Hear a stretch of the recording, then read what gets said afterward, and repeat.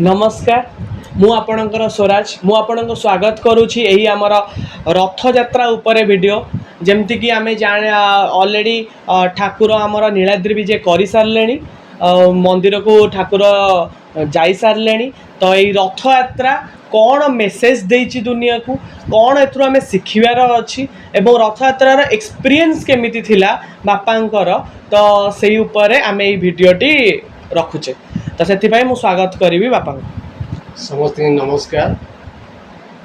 आमे रथयात्रा विषय आज आलोचना करिया जाऊे ये आमर प्रभु नवदिनात्मक रथयात्रा कर्मभूमि जन्मवेदी को जाइछन्ति एवं फेरी ये समुदाय यात्रार अवधि हूँ 9 दिन।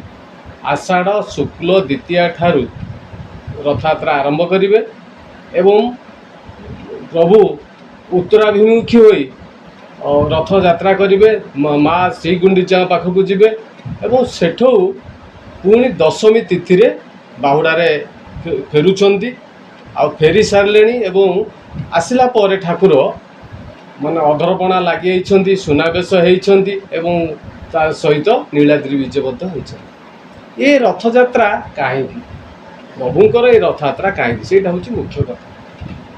आमे देखिबा प्रभु श्री जगन्नाथ कलिजुगर ठाकुर कलिजुगरे ठाकुर पूरा माने कर्मभूमि को निर्वाहक निष्पन्द एवं तांकर हाथ नाही महाभाव होइछन्ति गोड़ नाही से समग्र विश्व ब्रह्मांड भ्रमण करुछन्ति आखि स्थिर किंतु सब से देखुछन्ति। तेणु ए भली एक मौन अवतार रे ठाकुर रहिछन्ति। तेणु सेई जो ठाकुर कोटि कोटि दुखी दरिद्र जन समस्तंकर से नाथ एवं समस्त को से कृपा बारी बसुछन्ति। आमर हिंदू धर्म बा सनातन धर्म रे जगन्नाथ होउछन्ति माने कलिजुगर ठाकुर होइछन्ति एवं से पुरी रे रही ये समस्त दुखी रंकी समस्त को से दर्शन दौछन्ति। एमती किछि लोक रहिछन्ति भक्त रहिछन्ति जो माने कि मंदिर भितर प्रवेश करि पारु नाहांती विभिन्न कारण से मंदिर में प्रवेश करि पारु नाहांती। तेणु ठाकुर निजे से समस्त ठाकुर पाखु आसंती किंतु एठी ठाकुर पतित पावन साजी सी निजे बाहर को चली आसुछन्ति। बाहर को आसिला परे जे कोनोसी दुष्ट लोक जे कोनोसी विद्वेषी लोक जे कोनोसी धर्मर हो जे कोनोसी संप्रदायर हो जे कोनोसी चिंताधारार हो सी तांको दर्शन करि परिबे। ता छड़ा जेते अछंती 33 कोटी देवता एवं असरी भूत प्रेत आमर जहाँ विश्वास रही समस्त ठाकुर को दर्शन करेंगे तांकर सानिध्य लाभ करेंगे। ये जो रथ ये रथ यात्रा ये भी आमर शरीर ये भी हूँ गोटे रथ। तेणु आमे जहाँ आमे ठाकुर पाखे देखुचे सबू आमर शरीर रे से भाया मध्य कार्य चली। तेणु ठाकुर जगन्नाथ आमर जे अंतरात्मा आम भितर जो आत्मा रही आमर जे जीवन जे आम कथा कहते सी हूँ प्रभु जगन्नाथ आ ये जो शरीर ये हूँ रथ। ये जो रथ यात्रा होची ये रथ यात्रा रे जेमती ठाकुर समस्त दर्शन दौरान समस्त तारण कर आमर शरीरटा ठीक से ही समस्त दुखी रंकी समस्त को केमती उपकार प्रदान करिवो सेवा प्रदान करिवो समस्त सहयोग करिवो एइथि आम शरीर गठित होइछि। किंतु आमे कलिजुग रे ए सब आमे भूली जाई आमे इंद्रियर वशवर्ती होई आमे अलगा दिग को गति करूछे। तेणु ठाकुर आमको सूचना दौरान एवं वार्ता प्रदान करुछन्ति हे मनीषगण तमे समस्ते ये दिव्य शरीर प्राप्त होइछ तेणु एहाकू तमे सफल कर। तेणु ये होची हमर रथ यात्रा होची तांकर गोटे बड़ वार्ता। अच्छा ताऊ तमर ताले आमे तो सब जानिले एबे रथ यात्रा उपरे रथ यात्रा रे केमती कोन कारण रही तापरे रथ यात्रा एक्सपीरियंस तमे एथरिक जाइछ बहुत थर प्राय प्रति थर तमे जाउछ तो ता भितर किछि एक्सपीरियंस जब तमे कहि परिबो दर्शक माने सुनि की खुशी हे। आमर आमे सौभाग्य आमे उत्कल रे बा ये ओडिसा रे आमे जन्म होइछे जने उत्कलीय होई एटा गोटा भाग्यर कथा। ये होची गोटा पवित्र भूमि जो भूमि रे प्रभु जगन्नाथ निजे यही स्थान को बाछी कलिजुग अवतार नहीं।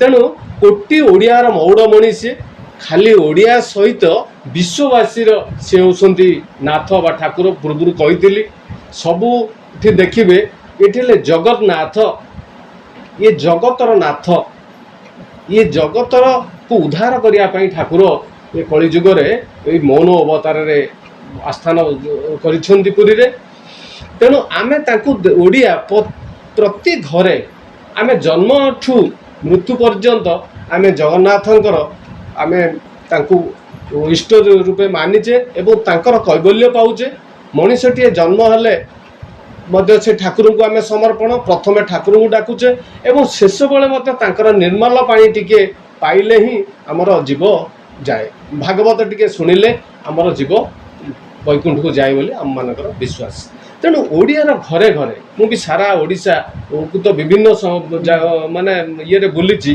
माने साइकेल रे बुली सारा ओडिशा मोटर साइकेल रे बुली एवं गाड़ी मोटर रे बुली ओडिशार कोण अनुकोण मु बुली जदि ओडिया जाति की किए बांधी रखी थाए एपरिक जो विच्छिन्नांचल बाहर भी रही जाइए सेटा को देखी जदि ओडिशा को किए बांधी रखी थाए ओडिया को एकात्म भाव में करता सी होती प्रभु श्री जगन्नाथ जेकोसी उपात अंचल को जातु देखिए प्रति गाँव में निश्चित भाव में जगन्नाथ मंदिर अच्छी एवं संकीर्तन मंडली अच्छी पश्चिम ओडिशा उत्तर ओडिशा सबुआड़े देखी दक्षिण ओडिशा से ठाकुर सबुठी रही तेणु से जो ठाकुर पाखक जावाक ओडिया सदाबले चाहे और सी केमी हेले भी प्रति वर्ष केमी हेले भी ठाकुर पाखक से जीव मु मो कथा कहूँ आम पूर्वर बापा तो चली गले माने एबे भी थिले सी 95 वर्ष रु ऊर्ध्व होता सी से बहु कष्ट करी से जाती माने आम गाँव रु 7-8 किलोमीटर जटणी से खोर्धा रोड स्टेशन बसे पूरी जीवे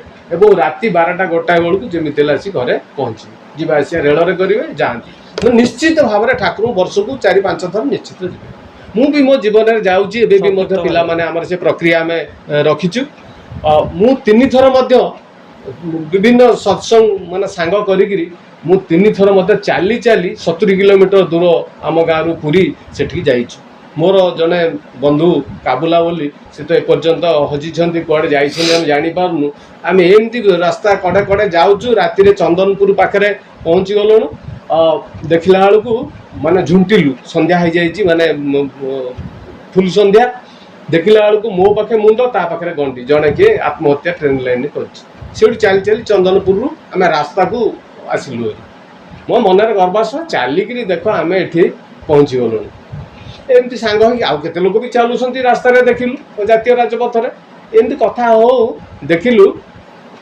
आउ के जन बंधु माने से जुटिले कथा हो तो पचारे भाई तमें कौटू ना आम चलिक जाऊँ कौटू ना कलिकता माने कलिकतार लोक चली चली आसुँच मुझे अरे 70 किलोमीटर मोर जो गर्व प्रभु मुहूर्त के मो गर्व चुना करदे माने कलिकतार लोक चली चलिक आसुँच माने केते भल पाइबा ठाकुर तेणु ये है गोटे थर आउ थे आमर हुलास नना जी कि 90 वर्ष ऊर्ध्व गाँव में मार अच्छा वयस्क सबुठू सहित गोटे थर चलिक जाइछु बहुत अनुभूति आम ये ता ऊपर ताले आमे गोटे वीडियो करबा पुणी जो चालिकी पूरी यात्रा ता ऊपर आमे आहुरी सेपरेट बहुत सुंदर भाव में बहुत अनुभूति अच्छी परे आमे सेटा आलोचना करबा तो मु एबे माने कहिबी जे जगन्नाथक पाखक जिबार जो अनुभूति ए वर्ष मध्य सुजोग जुटिछि ठाकुर पाखक जाइछु किंतु आगुरु जतिकी लोक होउथिले एबे भक्तक संख्या बहुत अधिक हो गलानी लक्ष लक्ष भक्त जहाँ दियार के वयस्क लोक आउ जो माने कि टिके अक्षम आ दुर्बल स्त्री लोक शिशु